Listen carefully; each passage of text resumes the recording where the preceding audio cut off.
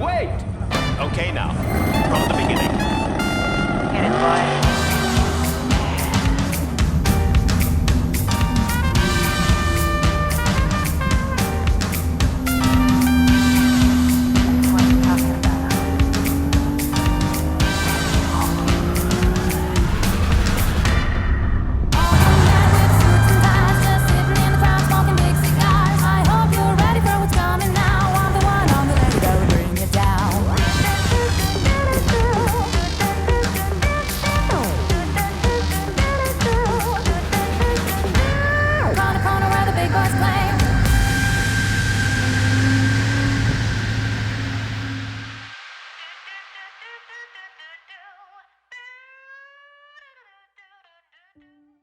My dad passed away when I was 3, and my mom had to raise 2 older brothers. It was his, hers, and ours. She sent me to a place in Arizona. There wasn't a school bus out there, so our neighbor had a horse. I rode the horse to school every day for about 3 months before we finally figured out other transportation. And the school that I rode the horseback to was a little house on the prairie, and there were 3 grades with Mrs. Bradley, 3rd, 4th, and 5th grade, all in the same classroom. Being around horses and growing up in that area, when I was in high school, I used to be a rodeo clown. We used to go hunt rattlesnakes and skin them and sell them as hat bands to make some extra money. My story is I was born to an unwed mother, 15 years old, married a wonderful gentleman that raised me as his own child, was a surveyor for the federal government, so we moved every 4 to 6 weeks. So by the time I graduated from high school, I'd gone to 72 schools, but my mom always said to me, Adam, you can be anything you want to be. And so I got out of high school, I went to college, and the first reporting semester, I got all Fs, and I thought, maybe I'm not ready for college. I went to South Louisiana, went to work in the oil field, was a roughneck and a dare can and a roustabout, and ultimately a licensed driller. And so I was out there for a few years. And one year at Christmas time, I went to visit my mom in Jacksonville, Florida, and she was selling cars. And what was more notable than that is she was making more money selling cars than I was working on an oil rig. And so that's when I said, Mom, you think you could teach me how to sell cars? The way I became a manager was, they used to didn't open the store till noontime on Sunday. And I said, well, what if we opened at 8 on Sunday? And I'll come in and be the manager until you guys get here at noon. And so I won't charge you for it. So they let me be the manager from 8 in the morning on Sundays till noontime. And so you get promoted to a manager, then your success is dependent upon the success of those around you, which was one of the most important lessons I ever learned. I was involved with a startup company, and we needed a way to take this company to the next level, and I hired a recruiter, and the next thing I know, I'm on an airplane to Virginia Beach, and met Adam and family, and talked him into coming out to California to take over a company that had no money and needed a whole new business plan. So he ended up going to Fresno. I thought a lot about here was a very successful auto dealer, flew all the way to Virginia to talk to me about getting involved with this business. And so I was very impressed, and I appreciated the fact that Tom had been in the car business. I came out here, and the next thing you know, I interviewed in San Francisco, and just loved the pioneering spirit of California.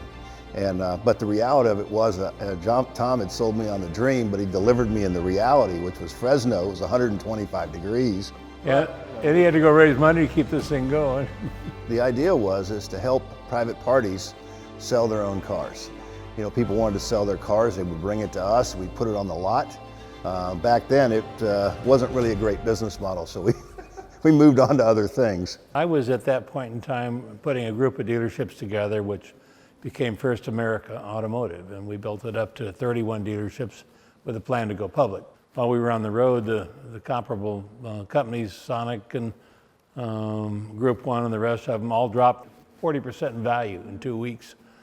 And so our investors said, well, it's not going to work right now. So I was in New York and with both the kids around to say, ring the bell on Wall Street. It's kind of an exciting time, and we had to have a family meeting and say, well, things don't always come out the way you hope. In reality, today's life with Price Sims and what we're doing is a lot more fun and a lot less stressful. So I couldn't be happier with the long-term outcome. So setbacks. It seems like we all sort of grow through our setbacks and challenges. And so Auto Choice became iMotors, and it was the Dell business model for used cars where you'd search nationally and then deliver locally. So it had a very early stage business around leveraging technology and the internet. And so we got through a couple of the downturns in the market, but people still weren't shopping online yet. Our timing wasn't really good. And so that sent me off, and we ended up having to shut that business down because we just couldn't sustain it until the market got more accustomed to buying online. It's hard to believe we talked today about the fact that we were too early for the internet. So that's sort of a strange situation. But so I ended up, I had to go to work, so I went to work for AutoNation, and the largest retailer in the country even today. And I just really had struggled with the bureaucracy, the direction, the lack of clarity, and other things, as have others over the years. And so I happened to call Tom one day and say, I'm thinking about buying these car dealerships up in Delaware with Paul Allen, who was the co-founder of Microsoft. And he said to me, well, why don't you buy one really good one? And I said, well, I don't really have enough money to do that.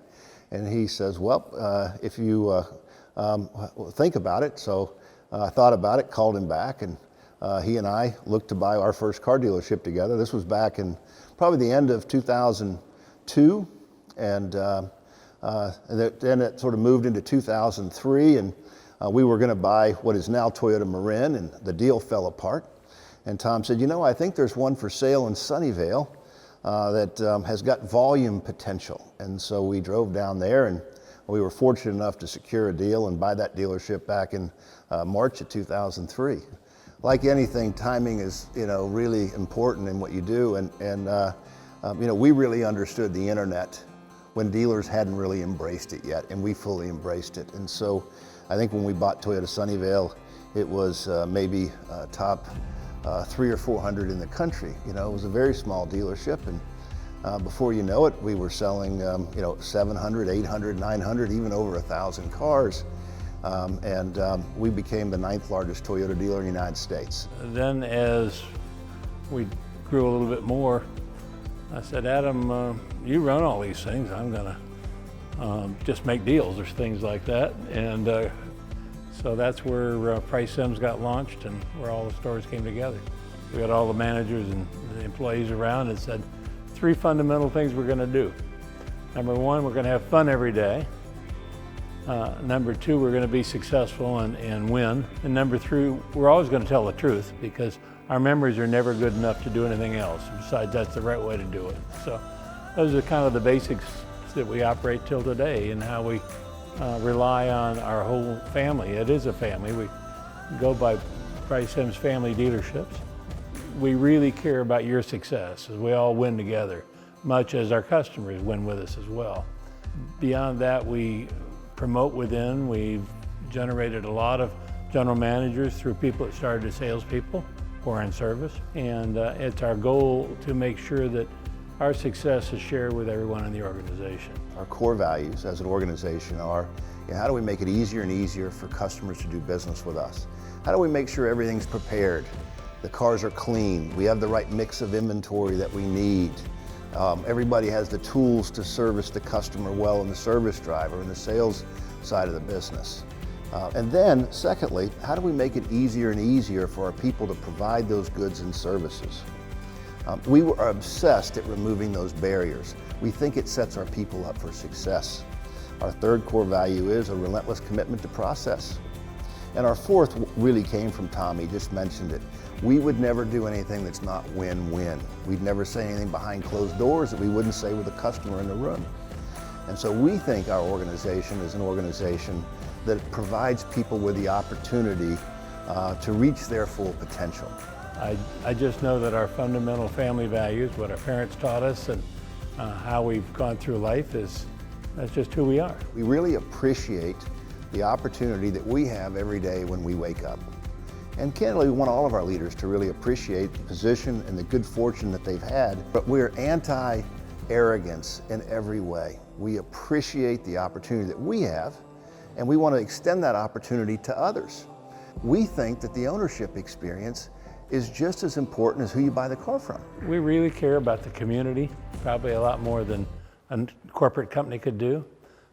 We've been extensively involved in Marin County and numerous charities for years and years, as well as asking each of our partners and dealerships to be involved with the community. Adam and his wife are extensively involved in their community. And we also operate without a corporate environment. I mean, anyone can call either of us at any time and talk about anything. What we represent as an organization is providing excellence to the community with value, integrity, and trust. That's our vision statement. We want to be the preferred place to work if you want to be in the automobile business. But we only want the best of the best, the ones that are driven to reach their potential, the ones that are driven to exceed the customer's expectations. This is what we represent. This is in our DNA, and it's never going to change. And we very much appreciate the opportunity and good fortune that we have.